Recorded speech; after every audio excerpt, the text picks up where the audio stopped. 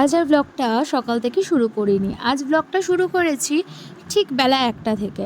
কারণ আজকে আমার একটু সারাদিন ধরে বড্ড ল্যাদ লাগছে। ল্যাদ বলে ল্যাদ, এত ল্যাদ আমার কোনোদিন লাগে না, বাট আজকে আমার এতটা লেভেলের ল্যাদ লাগছে যে কী বলবো। তাড়াতাড়ি চান-ঠান করে পুজো-টুজো দিয়ে নিয়ে ভাবছিলাম যে বিকেলবেলা একটু শপিংয়ে যাই। একবার মনে হচ্ছে বেরোই, আবার আরেকবার মনে হচ্ছে যে না, ভালো লাগছে না। লেভেলের ল্যাদ আজকে লাগবে আমি বুঝতে পারিনি। সানডের সকাল বলে তাই হচ্ছে কিনা আমি ঠিক বলতে পারবো না, বাট আমার আজকে বড্ড বেশি ল্যাদ লাগছে।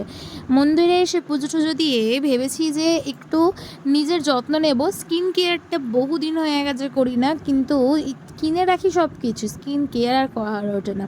আর ইচ্ছা আছে যে মায়ের এই বেদিটা সুন্দর করে রং করে সাজিয়ে দেওয়ার, কারণ বেদিটার একটু রংটা খারাপ হয়ে গেছে। তো দেখা যাক কতটা কি করতে পারি, সেটা সব কিছুই তোমাদের সাথে শেয়ার করব।